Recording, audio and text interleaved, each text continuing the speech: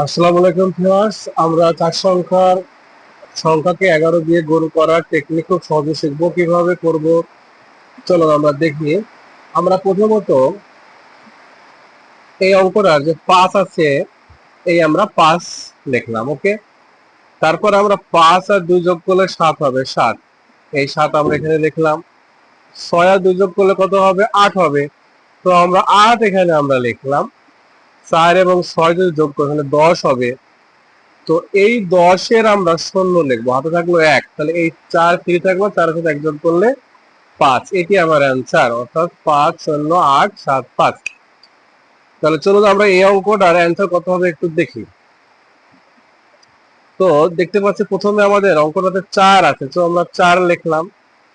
তারপরে দেখতে পাচ্ছি যে 4 আর 5 যদি যোগ করি তাহলে হবে কত? 9। তো আমরা 9 এখানে লিখবো। 2 আর 5 যোগ করলে কত হয়? 7, 7 আমরা এখানে লিখবো। 3 আর 2 যোগ করলে কত? 5, 5 হয়, 5 এখানে লিখবো।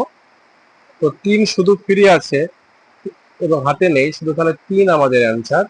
তাহলে এইটি হলো আমাদের অ্যান্সার হয়ে গেল 3 5 7 9 4, অর্থাৎ 35,796। এটি অ্যান্সার। তাহলে এই অঙ্কটির অ্যান্সার কত হবে অবশ্যই কমেন্ট বক্সে জানাবেন। ধন্যবাদ সকলকে।